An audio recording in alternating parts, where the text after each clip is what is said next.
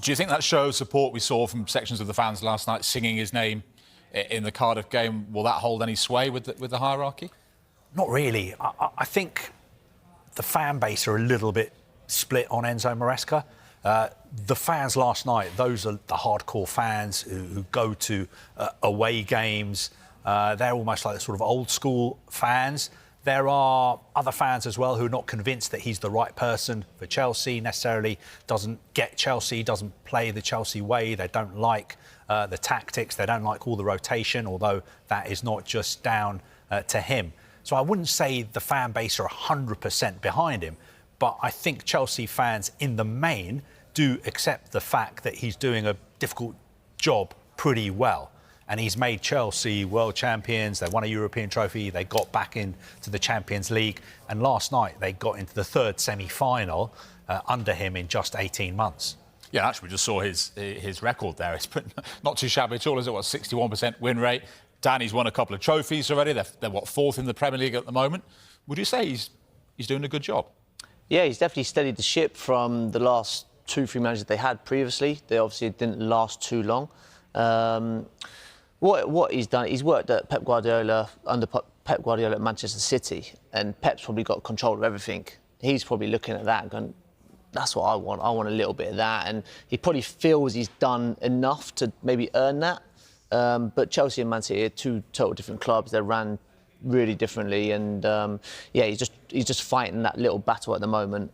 Listen, he might get that power, but I think you've got to win a few more trophies to do so. I mean, one thing you can't say is that, you know, whether it's him or the sporting director or whatever, but financially in the transfer windows, he's been backed. He has been backed. I mean, Chelsea have spent a lot of money. They've got a model where they buy young players. That sometimes makes his job more difficult because you would think most managers, head coaches would want more experienced players in their squad as well, but he's had to buy into that. I think sometimes there's been tension behind the scenes when it's come to recruitment as well. For instance, at the start of this season, when Levi Colwill was injured, it looks like he was going to be out for the whole season. Enzo Maresca went public with the fact that he wanted the club to sign a new centre-back. Now, that was never going to happen. That was not club policy at all. They feel they've got enough centre-backs in their squad as it is. So that was another sort of sign that all is not perhaps what it should be behind the scenes at the club. Not everybody is singing from the same hymn sheet. Do you sense he might have like some more experience then? The ability to bring in some more experienced heads into that? I mean, I can't speak for him, but I think he would want more of a say when it comes into recruitment. And, you know, sometimes he doesn't get what he wants, but that's just the way things work at Chelsea. I'm not unhappy with him because it's a very difficult club to manage, especially with the change at the football club, and especially how the turnover of players since the new owners have come in, and the strategy of recruitment is buying young players for potential and bringing these young players through. And he's having to deal with that. There are no Thiago Silvas, there's no John Terrys. There's no that experience. There's very few of those players in this squad. In fact, there's hardly any. So he's now trying to coach and bring these young players. He's a young manager himself. It's only the first time, I think, that he has managed a second season at the same club. It's the first time that's happened? It's the first time that Really? Yeah. That's insane. I think I'm right in saying that. And look, he's won the Club World Cup. Look, we had to win the Conference League. That was an absolute gimme. He had to do that. Look, he's doing... I would give him a 7.5 out of 10. For what he's done so far. Where should Chelsea be? Realistically, your only problem is inconsistency with the little size you play. And the problem you've got with young players, you get inconsistencies and you see it. But you also see what Chelsea might look like in 18 months' time. You also see that. But there's so many red cards. Why do you think Chelsea picked up so many red cards that time? Because they're young kids. I say kids, that's not quite right. But you understand the point I'm trying to make. There is no one in that team to go, like Thiago Silva. You can't keep picking up red cards.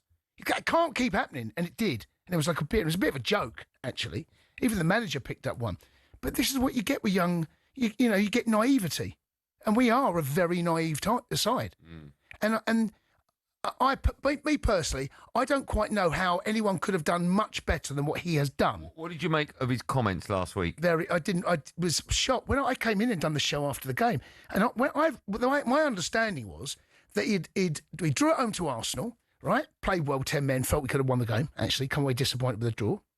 Then you go away to Leeds, terrible, absolutely unacceptable. Then you go away to Bournemouth, unacceptable. Go away to Atalanta, found ourselves at half-time 1-0 up, come away losing the game. It's like, wow. Then we had played Everton. That's a tricky game. Everton actually played all right. But we managed to get over the line 2-0. I thought it was a frustration from him, feeling the heat, not just internally, as it transpires. That may well have been the case.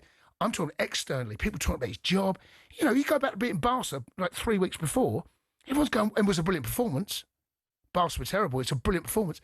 Everyone's saying Chelsea in the title race. We weren't. But the fact that conversation was taking place 2.5 weeks later, it's not about getting a sack. That's how nuts that is. But the truth is, we're somewhere in between. Challenging for the title. Top 4 is a must. Yeah, I agree with that. An absolute must. Top 5, yeah. Anything less than that, that's below par. Is Pep truly leaving? Personally, I don't think so. But let's wait and see.